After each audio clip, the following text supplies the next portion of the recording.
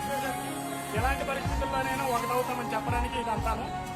మనకి రకరకాల పార్టీలు ఉండొచ్చు, రకరకాల మతాలు కులాలు ఉండొచ్చు, కానీ దేశం విషయానికి వచ్చేసరికి మాత్రం ఎప్పుడూ ఒకటిగానే ఉంటామని చెప్పడమే ఈ ఉద్దేశం. మరి దేశభక్తి అంటే ఏదో ఈరోజు సెల్యూట్ చేసేస్తే కాదు, ఇందాక సార్ చెప్పినట్టు మన ఊరిని మన ఇంటిని మనం శుభ్రంగా ఉంచుకోవడం కూడా దేశభక్తి. ట్రాఫిక్ రూల్స్ పాటించడం దేశభక్తి, ప్రభుత్వం చెప్పిన పని చేయడం దేశభక్తి, ట్యాక్స్ చిన్నగా కట్టడం దేశభక్తి, అవినీతి చేయకపోవడం దేశభక్తి. సో దేశభక్తిని మనం ఎన్ని రకాలుగా చూపించుకోవచ్చో ప్రతి దగ్గర అవకాశాలు ఉన్నాయి. మనకి నిజంగా చెప్పాలంటే స్వాతంత్రం వచ్చింది కాబట్టి మనం ఏం చేసినా తెలుస్తుంది. అదే స్వాతంత్రం లేకపోయి ఉంటే మనం చేసే ప్రతి పని బ్రిటిష్ వారి దాంట్లో శిక్షార్హమే. అంటే మనం చేసే ప్రతి పని బ్రిటిష్ వాళ్ళ దృష్టిలో తప్పే. ఈరోజు మన స్వాతంత్రం మన చట్టాలు కాబట్టి కొంచెం మనం చాలా స్వేచ్ఛగా తిరగలుగుతాం. అదే వాళ్ళ చేతిలో ఉంటే మనం ఇప్పుడు చేస్తున్న ప్రతి పని కూడా వాళ్ళ దృష్టిలో తప్పే.